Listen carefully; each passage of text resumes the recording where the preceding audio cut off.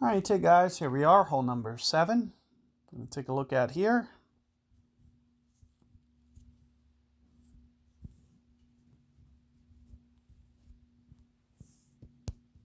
So it looks like we did get a tailwind here.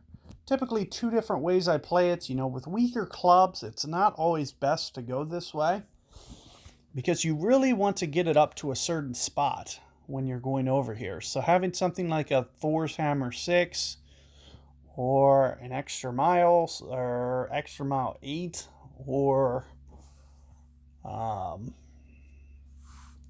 Apocalypse 6 or 7, that's typically what's ideal for going to that far fairway and try to beat it down there as far as possible. Typically what you'll want to do is land this as aggressive as you can towards the top, kind of similar to my opponent, because getting it up here is really critical. My opponent there, he's almost at kind of like max short iron to min long iron, and it's much easier short iron shot than it is with a long iron, especially with that tailwind there. So what you're going to see me do, since we do kind of have a weaker bag, is you're just going to see me kind of hop this into the fairway here, and we're just going to play a little bit more of a precision play. So somewhere around here is kind of what I'm shooting for, maybe with a little bit of curl. Ring play, that's about 7, 7.25. As I mentioned, kind of short hit and a little bit of curl just to get it, and very controlled put it into this fairway. So this is kind of the way that I like to go, especially with weaker bags, because if I can't get it up to here easily, and you can see this is kind of defines exactly what I'm mentioning here.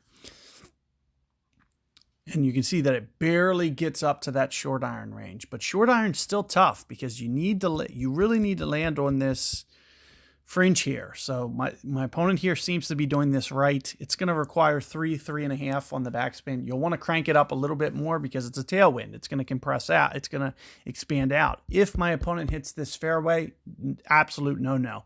You'll see that the pitch of this is going to change when it goes to the fairway. So watch this. So as soon as he pulls rings, you can see that the pitch goes off to the side. So you really got to make sure that you get it there. And, if my opponent hits this perfect and lands it right on the front fringe edge, which it looks like he did, it's kind of the only way that it has any kind of chance is if it lands right there towards the front. But you can see that it comes in too hot because of the fact that the ball guide expands out. So that means you do have to crank it up to 3.5, maybe 3.75 on the backspin, which also brings in the possibility of not being able to get it to run out to the holes. So it really makes for a tough shot. Now what you'll see that I do, first off, I'll try to find a spot that's fairly consistent here. Other than that, I like to play wind effect here. So you'll see I'm essentially just trying to put my paw guide out to the left maybe a little bit shortened to the left, and then we'll just go for straight up ring play. I'm thinking in this situation maybe somewhere in the neighborhood of 7-ish rings, kind of like a mid-ish adjustment. Perfect ball.